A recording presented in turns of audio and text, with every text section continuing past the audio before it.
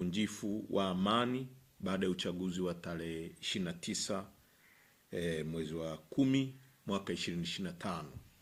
Actually kilichoitwa uchaguzi kwa sababu na tulitegemea hii tume ingeundwa kuchunguza mauaji yaliyotokea na sio vitendo vya uvunjifu wa amani kama inavyosemekana. Kwa hiyo Chama cha Demokrasia na Maendeleo Chadema kinapenda kuutaarifu umma wa Tanzania na jumuiya ya kimataifa kwamba hatutambui tume ya uchunguzi iliyoteuliwa na ndugu Samia Suluhu Hassan aliyejisimika madarakani bila ridhaa ya wananchi na inayoongozwa na jaji mstaafu Mohamed Chan, akielekeza kuchunguza matukio ya uvunjifu wa amani yaliyotokea wakati na baada ya uchaguzi ya kilichoitwa uchaguzi mkuu wa mwaka huu tarehe 29 Oktoba.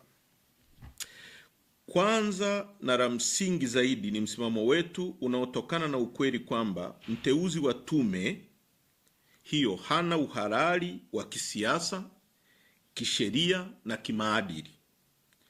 Alijipachika urais kupitia mchakato usio huru, usio haki, usio wa wazi, usiokizi viwango vya msingi vya kidemokrasia, na hata waangalizi wa kimataifa waliokuwa hapo wameungana na msimamo huu tunaousema. Kwa hiyo kwa maana hiyo Umoja wa Afrika ripoti yao imezungumza kwamba uchaguzi haukuwa huru, haukuwa wa halali, haukuwa haki.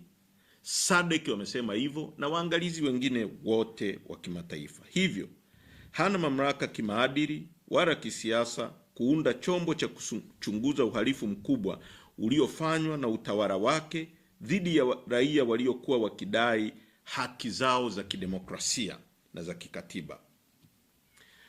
Aidha, kwa mujibu wa sheria ya uchunguzi Commission of Inquiry Act ya 20 ya mwaka 2002 chapter 32, tume ya aina hii ni chombo cha rais kinachofanya kazi kwa matakwa na maelekezo yake, na hata ripoti yake rais ana mamlaka ya kuamua ichapishwe au isichapishwe, iwasilishwe hadharani au ifichwe. Kwa mantiki hiyo, si chombo huru na hakiwezi kutoa ukweli wala haki katika mazingira ambapo serikali ndiyo inayotuhumiwa mtuhumiwa mkuu. Zaidi ya hapo, haiwezekani mtuhumiwa akajichunguza mwenyewe halafu tutarajie haki. Serikali ya Samia ndiyo iliyoasisi, kuratibu, kutekeleza mauaji, utekaji, mateso, ubakaji, unyanyasaji, ukiukwaji mpana wa haki za binadamu.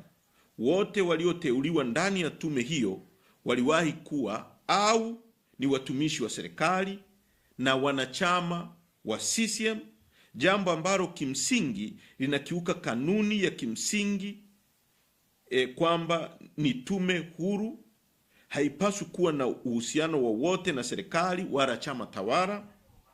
Hawa wajumbe wamekuwa wakati wote sehemu muhimu ya kuingiza nchi yetu kwenye maafa haya, na baadhi yao ni watuhumiwa wa kupanga na au kutekeleza ukiukwaji mkubwa wa haki za binadamu wakiwa kwenye madaraka. Kwa mfano, jaji mkuu aliyeondoka madarakani amekuwa sehemu ya ukiukwaji mkubwa wa haki za watu akiongoza muhimili wa mahakama, na sehemu kubwa sana ya kujaribu kuharibu mahakama yetu na kuondoa uaminifu wa watu na mahakama yetu. Tukumbuka sisi kama Chadema, pamoja na mambo mabaya yaliyotokea kwenye uchaguzi wa mwaka 2020, hatukufungua kesi hata moja mahakamani kupinga aidha wabunge wetu au madiwani wetu au hata mtu yoyote aliyogombea.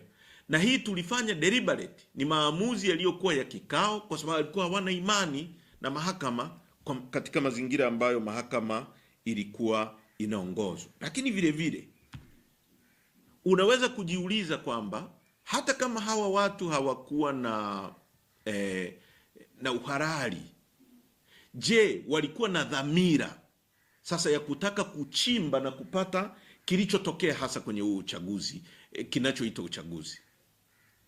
Inakuwaje rais aunde tume inayotokana na wafanyakazi au watu tu ambao wamewahi kufanya kazi serikalini? Hakuna kiongozi wa dini hata mmoja kutoka kwenye imani zote zilizopo kwenye nchi yetu. Hakuna mtu yoyote aliyeteuliwa kutoka kwenye asasi za kiraia. Hakuna mtu yoyote aliyeteuliwa kutoka kwenye NGO. Hakuna mtu yoyote aliyeteuliwa kutoka kwenye taasisi nyingine yoyote ndani ya nchi yetu kuchunguza jambo kubwa la mauaji kama haya. Hii si tume huru, ni njama ya kuficha ukweli, kutafuta ushahidi wa kuendelea kuwaumiza waathirika. Kinachoitwa kuchunguza uvunjifu wa amani ni mbinu ya kuwageuzia waathirika kuwa wahalifu na kuwasafisha wahalifu halisi. Ndio maana inaitwa tume ya kuchunguza uvunjifu wa amani. Kwa kinachotaka kufanywa ni wale waliofanya uhalifu, kuua watu, kuua Watanzania kwa maelfu, wageuzwe kuwa wao ndio hawana tatizo, lakini Watanzania walioumizwa ndio wageuzwe kuwa wahalifu. Lengo ni kuendeleza ukandamizaji wa sauti huru, kuhalalisha utawala wa mabavu unaotekelezwa na serikali isiyokuwa na ridhaa ya wananchi. Kwa mujibu wa katiba yetu ibara ya 8, serikali yoyote inayokaa madarakani lazima itokane na kura za wananchi, lazima iwekwe na wananchi, kwa sababu katiba inasema wananchi ndio msingi wa mamlaka na madaraka yote. Kwa serikali ambayo haijapigiwa kura, wote tunajua kilichotokea katika hicho kinachoitwa kupiga kura, ni forgery tupu. Ukienda hata kwenye historia ya chaguzi zetu, ukiangalia uchaguzi wa mwaka 2010, turnout ya watu waliokwenda kupiga kura wakati Dr. Slaa akishindana na Kikwete ilikuwa ni 42%. Ndio watu waliojitokeza kwenda kupiga kura. Mwaka 2015 ambako Lowassa alishindana na Magufuli, ulikuwa ni uchaguzi wenye mvuto mkubwa. Turnout ilikuwa ni 61% watu walioenda kupiga kura. Mwaka 2020 wakati Magufuli anashindana na Lissu ametoka kupigwa risasi, turnout ilikuwa ni 47%.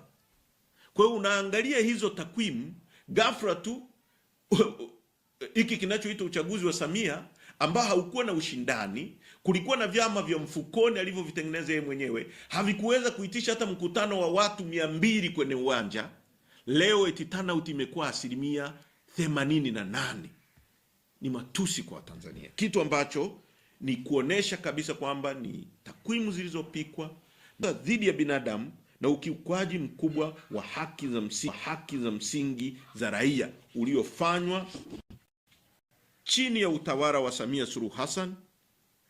Serikali inayopaswa kuruhusu uchunguzi huo usimamiwe na tume huru bila uoga, vitisho wala kuingiliwa.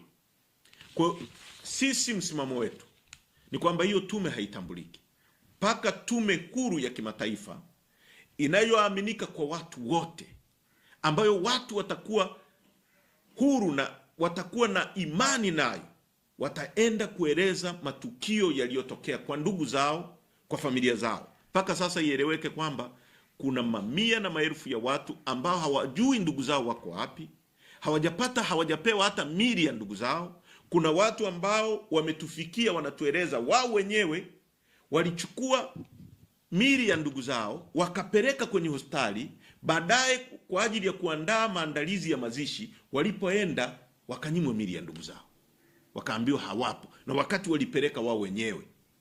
Kuna watu ambao wamechukua ndugu zao baada ya kushinikizwa kwamba waseme walipata ajali au walikufa kwa magonjwa ya kawaida. Kuna mambo makubwa na mazito ambayo hii tume haiwezi kuyachunguza na Watanzania wakakubaliana nayo. Tunatoa wito kwa taasisi za kimataifa ikiwemo Umoja wa Mataifa, Baraza lake la Usalama, Mahakama ya Kimataifa ya Makosa ya Mauaji ya Halaiki, Makosa dhidi ya Binadamu na Makosa ya Kivita ICC, kamisheni za haki za binadamu za kikanda na kimataifa, mataifa rafiki na wadau wote wa demokrasia kuchukua hatua za haraka kushinikiza serikali ya Rais Samia Suluhu Hassan na CCM kuruhusu uchunguzi huru wa kimataifa. Na ujumbe wetu uko wazi na thabiti: hakuna amani bila haki, hakuna uhalali bila ridhaa ya wananchi,